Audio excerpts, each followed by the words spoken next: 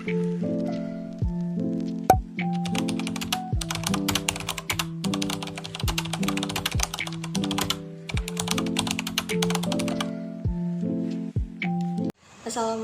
warahmatullahi wabarakatuh. Perkenalkan, saya Salma Valentina dari Prodi Ekonomi Syariah Fakultas Ekonomi dan Bisnis Angkatan 2023 dengan NIM 2310116039. Pada kesempatan kali ini saya akan menjelaskan jawaban saya di UTS mata kuliah Keuangan Publik Syariah.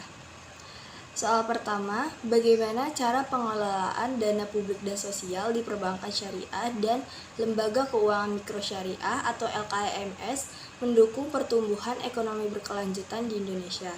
Jawabannya, cara mendukung ekonomi berkelanjutan di Indonesia, LKMS menyediakan pembiayaan mikro, pelatihan, dan pendampingan. LKMS juga membantu UMKM dalam memperluas usaha mereka, meningkatkan produktivitas, dan menciptakan lapangan pekerjaan. Hal ini secara langsung berkontribusi pada pertumbuhan ekonomi berkelanjutan. Sedangkan Bank Syariah mendukung pertumbuhan ekonomi di Indonesia dengan cara pembiayaan berbasis prinsip bagi hasil. Hal ini membantu mendorong kegiatan ekonomi real dan menghindari spekulasi yang berlebihan. Bank Syariah juga berperan sebagai lembaga pengumpul dan pengelola dana sosial seperti ZISWAF yang kemudian dijalankan untuk pemberdayaan masyarakat yang membantu mengurangi kesenjangan sosial dan mendukung ekonomi inklusif. Lalu soal kedua, jelaskan bentuk pelaksanaan pajak dalam Islam, tentunya yang memiliki prinsip-prinsip. Jadi beberapa bentuk pelaksanaan pajak dalam Islam antara lain yang pertama ada zakat. Zakat merupakan pajak yang diwajibkan bagi umat muslim yang mampu dan didistribusikan kepada kelompok yang berhak menerimanya. Prinsip zakat adalah keadilan sosial dan pemerataan kesejahteraan. Yang kedua ada jizyah, yaitu pajak yang dikenakan kepada non-muslim yang hidup di negara Islam. ZISWAF menjunjung tinggi prinsip keadilan dan perlindungan bagi non-muslim yang berada di kekuasaan Islam. Yang ketiga ada kharaj, yaitu pajak yang dikenakan atas tanah yang dimiliki oleh non-muslim di wilayah Islam. Kharaj diterapkan dengan prinsip keadilan dalam memanfaatkan sumber daya alam. Pajak ini juga dirancang untuk mendukung pembangunan ekonomi Islam, sementara tetap memastikan bahwa pajak yang dikenakan adil dan tidak membebani pemilik tanah. Yang terakhir ada usar, yaitu pajak atas hasil pertanian. Besaran usar bisa 10% atau 5% dari hasil panen, tergantung apakah tanah tersebut diirigasi oleh air hujan atau sumber air buatan. Usar mendukung keadilan dalam distribusi bagi hasil alam. Secara keseluruhan, sistem pajak dalam Islam tidak hanya berfokus pada pengumpulan dana, tapi juga berorientasi pada prinsip syariah seperti keadilan sosial, pemberdayaan masyarakat, dan kesejahteraan bersama. Lalu soal yang ketiga, sebutkan jenis apa saja yang termasuk bagian institusi keuangan publik Islam dan bagaimana perannya. Jadi beberapa institusi keuangan Islam, yang pertama ada Baitul Mal, yaitu berperan untuk mengelola pendapatan negara dan distribusi kekayaan untuk kepentingan publik dan kepada yang membutuhkan. Lalu yang kedua ada lembaga zakat yang berperan untuk mengumpulkan zakat dari masyarakat dan menyalurkannya kepada 8 asnaf. Yang ketiga ada lembaga wakaf yang berperan dalam menciptakan dana abadi untuk keperluan sosial dan ekonomi tanpa membebani negara. Hasil dari pengelolaan wakaf sendiri digunakan untuk pembangunan fasilitas sosial. Lalu yang keempat adalah lembaga pengelola infak dan sedekah.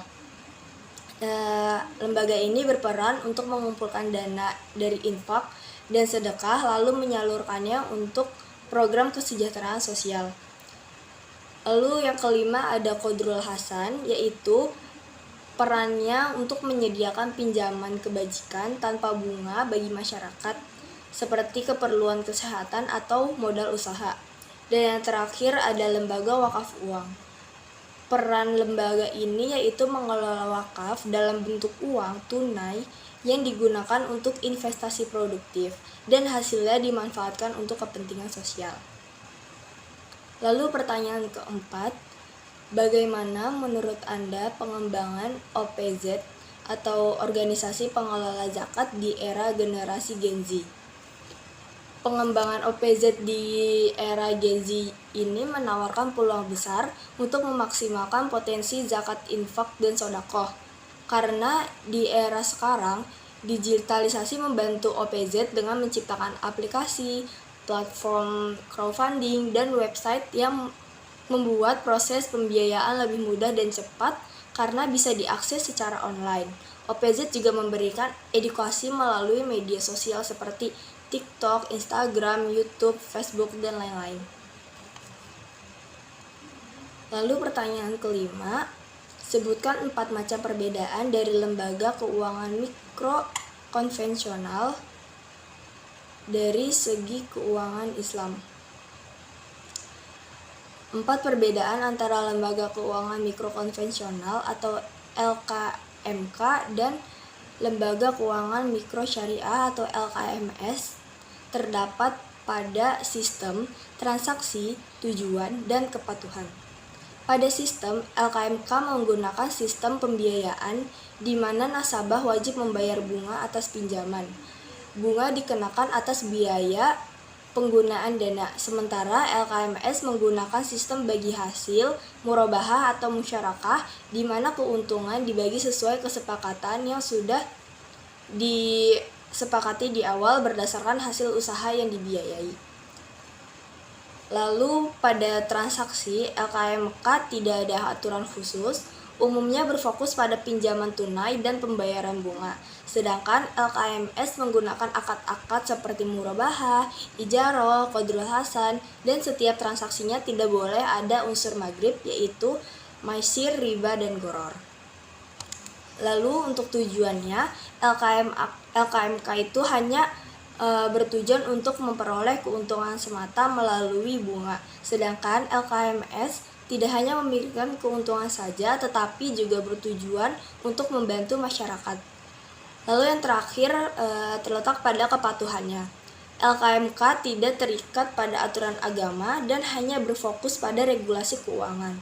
Sedangkan LKMS mematuhi prinsip syariah yang diawasi BPS atau Badan Pengawas Syariah dan tidak boleh ada unsur maghrib. Lalu pertanyaan terakhir yang keenam, bagaimana pengelolaan dana publik dan sosial pada perbankan syariah? Klasifikasi pada pengelolaan dana publik dan sosial di bank syariah dibagi menjadi 2 ragam dalam pendistribusiannya, meliputi yang pertama, bank syariah melakukan pengelolaan dana sosial melalui lazi internal. Dalam kegiatan pengeluarannya, bank syariah menyalurkan pada beberapa kegiatan yang lebih didominasi program pemberdayaan ekonomi, pendidikan, dan kesehatan.